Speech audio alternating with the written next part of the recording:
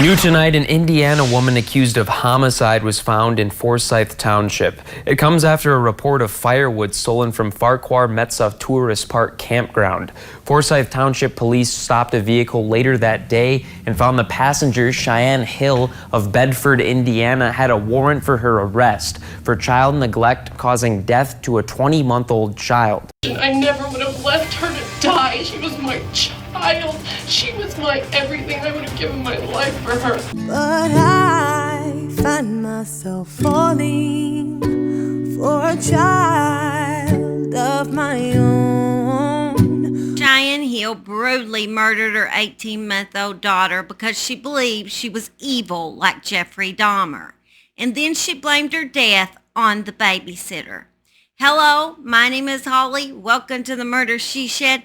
This is the place you'll hear rarely discuss true crime as well as breaking crime right from my she shed. Make sure you hit that subscribe button because, you know, a girl can get lost in this big YouTube world.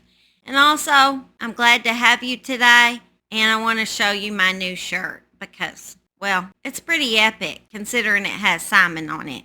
You don't know, you're not a regular viewer, Simon is my GS. I'm going to get right onto this case as soon as I show you, but you gotta see. You see it? There's Simon. Speaking of Simon. This human belongs to Simon. I'm pretty proud of this shirt. I really love it. And you know what? You guys bought it for me because I used the money from my channel to pay for it. And I really love it. Thank you. ELLIAUNNA Marjorie Plummer, or Ellie, would have turned 2 years old in March of 2023. But her life was cut short by the person who was supposed to love and protect her.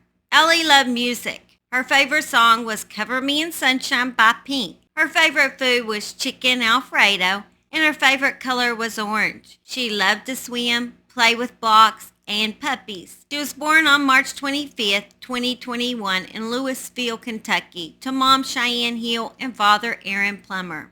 On Wednesday, November 23rd, 2022 at approximately 12:13 p.m., Lawrence County Central Dispatch received a call from Bedford Police Department Dispatch advising that their officers respond to IU Health Bedford Emergency Department regarding a possible case of CA or neglect.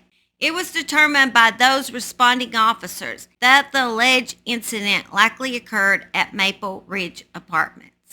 Little Ellie, as she was called, had a brain bleed, a broken collarbone, head and facial bruising, and was found to be malnourished. Pictures of Ellie prior to being transported to Indianapolis revealed a swollen and deformed head and bruising on her forehead and the left and right sides of her face. And Mom's claiming that the baby fell out of bed?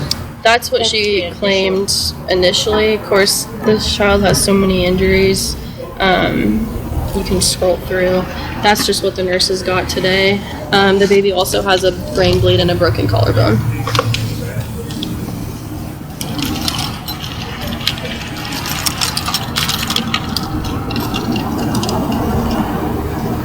But it looks like those bruises up in there.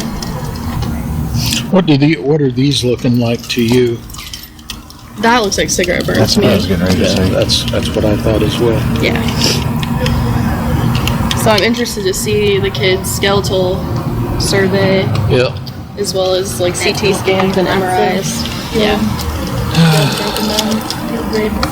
Yeah. So I barely talked to Mom. I just wanted to wait till you guys got here and they got us a room.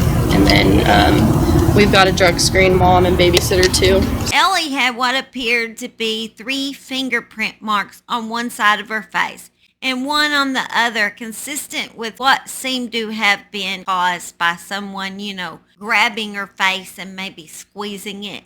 Cheyenne lived with her boyfriend Cameron, who had 2 children of his own in Bedford, Indiana. Cheyenne had 5 prior miscarriages before giving birth to her rainbow baby, Ellie. You wouldn't know she was a rainbow baby. Usually rainbow babies are so loved because they've waited so long to have a child. But Ellie was that exception. Cheyenne and her boyfriend Cameron had started living together of September 2022, and Cheyenne had told multiple people that Cameron wouldn't marry her because of Ellie. Cheyenne would throw food in the floor for Ellie to eat and called this free range or free roam meals. Cheyenne usually worried about smoking and eating fast food more than she cared about taking care of her own daughter. She often would text awful things to her boyfriend about Ellie. One message read, "She was effing terrible last night when we came back. I wouldn't stop crying. I wanted to throw her." Cheyenne stated this was because Ellie wouldn't quit talking. The next week, she sent Cameron the following message. "Let me get this a-hole to bed." Michelle Barrow and her fiance, Kevin Cliff, who were neighbors of Cheyenne, was also Ellie's babysitters, and they had started noticing lumps and bruises on Ellie when they would babysit her. In the apartment building that Cheyenne and Cameron lived in, several people had noticed the bad condition that Ellie had been in before her death. One of the neighbors reported that she thought Ellie had chocolate, all over her face. She got closer to her and she realized it was actually bruising all over her face. Cheyenne explained it away by saying that Ellie liked to jump off of things. Before ending the conversation, Cheyenne also told the neighbor, "One day Ellie is going to kill somebody." One neighbor stated that he had saw Ellie with 2 black eyes and her hair was falling out. One of the neighbors said that Cameron brought his boys and Ellie to his apartment and that Ellie was ice cold to the touch, had bruising and circles under her eyes, and described her as white as a ghost. Many of Cheyenne's co-workers also suspected Ellie was being abused. Cheyenne told one co-worker where she worked at Priceless IGA that Ellie used to be beautiful, but now she is ugly. She also told a co-worker that Ellie had a broken collarbone and her boyfriend did not like Ellie. Cheyenne told a co-worker that Ellie's head had gotten stuck inside of a futon where they slept. The co-worker asked Cheyenne if she had taken Ellie to the ER and she replied, "No, she's going to be just fine." Cheyenne told a co-worker on November 11th that Ellie had fell out of her bed at home, which had caused bleeding to her brain, and that she may get a call from the babysitter to come get her daughter and then to take her to the ER. Michelle, the babysitter, had been informed that Cheyenne had contacted Ellie's doctor about the head injury, and he just informed her it would go away in 5 days and just to ice it. Michelle said there was a large goose egg on Ellie's forehead, which caused her to squint. Michelle said during this time, Ellie became really clingy to her and did not want to do anything by herself. Michelle and her fiance both informed Cheyenne that she needed to take Ellie to the ER or they would. But Cheyenne informed them that under no circumstances are you to take Ellie to the ER. I will make that decision. That is my child. The fiance, Kevin, also said he had heard Cheyenne yelling at Ellie and telling her to shut up. Ellie was crying when Cheyenne told her to shut up, he said. And then he said, "Shut up or I'm going to throw you against the wall." There were 2 anonymous calls to the Department of Child Services prior to Ellie's death. Although one of Cheyenne's neighbors said she had called Indiana Child Services 4 times in the past. Still yet, there was so many people that knew, you'd think they would have had a lot more calls because a lot of people suspected that Ellie was being abused.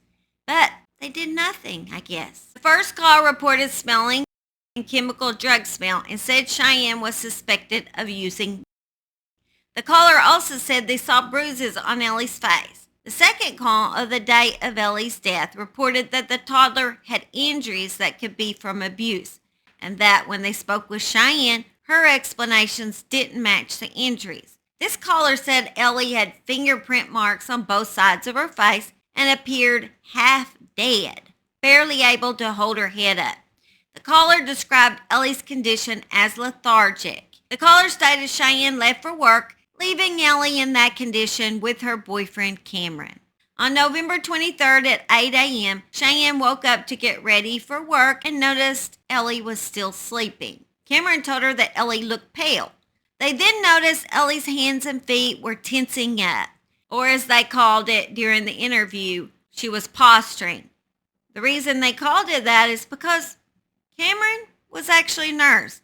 He knew that this was a bad sign. Cheyenne pulled on Ellie and called her name, but Ellie did not respond, so she flicked water on Ellie's face and tried to put it in her mouth. Ellie only responded with a grunt and moaning sound. Cheyenne opened Ellie's eyes and noticed they did not dilate, although she says Ellie appeared perfectly normal after she saw all this. Cameron tells you that she looks pale. You tried to wake her up. She just grunted. Made little noises like she didn't want to be bothered. Okay, and then what did you say or do? Like continued to try to wake her up. And then She what? just She wouldn't wake up. wouldn't wake up. Okay, and then what did you do? I checked her eyes. They didn't dilate, but they seemed normal. Like they were normal. What do you mean you checked her eyes? To see if they dilated, to see if Demonstrate for me how you checked her eyes. Okay, so you opened her eyelids. Yes. Okay, see if gotcha. She was coherent, Okay, gotcha. but she didn't do anything, just grunted at me. I thought maybe she was just dead asleep, like a normal. Okay. God. And then what? But she had started the posturing then apparently, because I noticed that she had been doing this with her hands and her feet. I asked him to see if he would keep her, and I texted Michelle to let her know that I wasn't bringing her down because she didn't feel good. I might have to have her take me to the hospital with her. I left at about 9:30 to go to work. Even though Cheyenne could see Ellie was in a life-threatening condition, she smoked and went to work around 9:30, leaving her daughter in the care of her boyfriend. Before she walked to work, she told Cameron, "Later, we're going to go get stoned and go to Taco Bell. Save me some Thanksgiving dinner. Do I still have a place to live if Ellie dies?" Cameron stated he believed it was odd that Cheyenne went to work with Ellie in that condition. You think? Later, Cameron messaged Cheyenne that she needed to leave work and take Ellie to the hospital. So around noon, Cheyenne and Ellie arrived at the hospital, and hospital staff knew pretty quick this child was being abused. Ellie was put on life support because of her brain swelling and bleed. Aaron Lane from the Indiana Donor Network stated that Cheyenne requested that Ellie's organs be donated, and that under normal circumstances, that most patients would actually have a Glasgow Coma scale of less than 5, and 2 tests would have been performed prior to organ donation process would have even got started. But Aaron Lane stated that Ellie had good spinal reflexes in both her lower extremities. But that didn't matter to Cheyenne because she still wanted to donate those organs right away. But for some reason, and I don't know because his donation place told her that she wasn't ready to be donated, she decided to wait till the next day. Upon arrival at the hospital, Lane was surprised to find Cheyenne laying in bed with Ellie and stroking her head. Cheyenne told Lane, "I think she had lupus, which was causing her hair to have kept falling out." Cheyenne proceeded to tell Lane that Ellie is not a nice kid, and she believed that Ellie would be the next Jeffrey Dahmer. Cheyenne also referred to Ellie as Taz, as in the Tasmanian devil. Cheyenne told Lane there was something not right with her. Cheyenne said all this as her daughter lay dying. "I can't imagine knowing your daughter was breathing her last breath, and instead of loving on her and saying your last loving words to your baby, that you would choose to call your baby Jeffrey Dahmer." It's just so disgusting, disturbing. Simon can obviously tell I'm upset right now. He come over. "You want up here, Bubba?" Cheyenne was brought in for a police interview and tried to blame Michelle, her babysitter and neighbor, for Ellie's death. And Cheyenne was given a polygraph test in which she failed. Kevin and Michelle, whenever she'd come back, she would have a bruise bigger from there.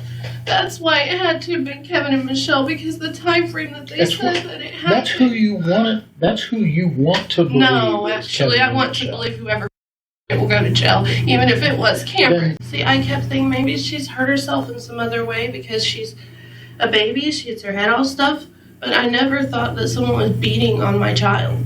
If I would have thought someone was beating on my child, I'd killed them. Because that's my... It's the only baby she could ever have. Don't get it. You don't get it because she was my daughter. She slept like that. She slept like the dead. And it sucks because I didn't know. And I will always feel that pain that I didn't know to take her to the hospital. That was my baby and I never would have put her in that position. I never would have left her to die. She was my child. She was my everything. I would have given my life for her. And you have no idea how badly that hurts me that I didn't take her in. That I didn't know to take her in. I went to work for an hour of my time and I feel terrible for that so much so that I can't even go back to work. You don't know what it's like. Don't act like you do because I didn't forget about her. I spent the entire time trying to figure out whether or not she'd wake up. I asked people at work whether or not it was normal for babies to do that. That's what I did. I asked them at work. But no, I was wrong for going to work to provide for my family, right? I've done nothing but try to take care of her. I will live with her the rest of my life. Whether or not I failed her, as you said. But I didn't do it intentionally. I didn't do it because I wanted my daughter to die. Give anything to have her back, and I won't get her back. I spend every day crying. I have PTSD so severe that and I don't know what to do. Counseling's supposed to help, and I'm not going to counseling because I don't think it will. I'm losing my mind. He was my one and only. I had a C-section in my tube side. Ellie was it. Because the doctors weren't going to allow her to have any more. They told her that they wanted her to abort Ellie, and she didn't do it. Because it was the only baby she could ever have. And she risked her life having her. Only for her to die. It makes no sense to me. But if you say that you may never have answers, you can't do that. You can't never have answers, not for me, for Ellie. You can't. You cannot never have answers. That's not fair. Because I can't move forward without her and without knowing what they did to my daughter. Anyone, they, human, person, whoever up and killed my daughter. I want to know who did it. I want to know why. I want to know why someone would hurt her. I don't understand why someone would hurt her. While Ellie's death was still being investigated, Cheyenne went on the run. Investigators had knowledge that Cheyenne had actually moved to Michigan and was staying in various places in the northern part of that state. A warrant was put out for her arrest for child neglect. A traffic stop for a vehicle suspected to be involved in the theft of firewood from a campground in Michigan led to her arrest. Morning. Take your son? Yes, ma'am. This is Cheyenne. Well, he knows who I am. I was advised not to speak with you without my attorney. It's up to you. Why am I here? Why am I speaking with you? Why did you do this to me? I didn't do it to you. You did. No, I didn't. My attorney. You don't want to be talk to present. me, get out. I do. If you don't want to talk to me, get out. Cheyenne was sentenced to 30 years, but not for the death of her daughter, because the jury believed that was not proven in court, but for child neglect charges. Actually, no one has been accused yet in the death of Ellie. And Cheyenne's family still stands behind her, saying that she might have been neglectful of Ellie, but she did not murder Ellie. Seems like to me, no matter if she laid final blow on Ellie or not, she neglected her and it led to her murder. So to me, she's still responsible for that baby's murder. That was one of the steps that led to this child's murder. The lack of love from her mother. All right, you want to tell him bye? Say bye. Say bye. Yes, he's a good boy. He's a good boy. He's a good boy. He's a good boy. Oh, and I forgot to tell y'all. I was going to tell y'all, in case you want to say to listen. I took Simon to the vet. Remember, he's having stomach problems. Well, I took him to the vet, and they said a lot of German Shepherds have problem with digesting chicken, and he had chicken in his dog food. So we switched him to lamb, and so far he seems to be doing better. I don't know how long this will last, but so far he's doing better. And also one more thing, You guys knew I was so stressed here a while back, and I just wanted to report exactly why I asked for prayers and everything. Me and my husband took this DNA test that was a Gallery test. I don't know how you pronounce it. Galleri. Gallery, maybe, test. But anyway, it tests cancer cells in your DNA. It's a newer test. It's only supposed to have 0.5% false positives.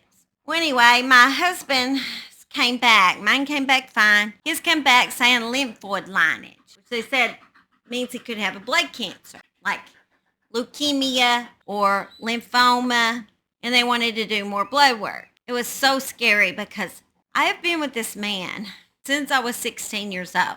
I married him at 19. He is my true love. He's my true love. I'm now 51. We've been together a long time. And I love him as much today as I did when I met him when I was 16 years old.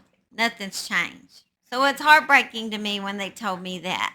But anyway, they did his additional blood work, and they did say that his CBC and all of his blood cell count looked good.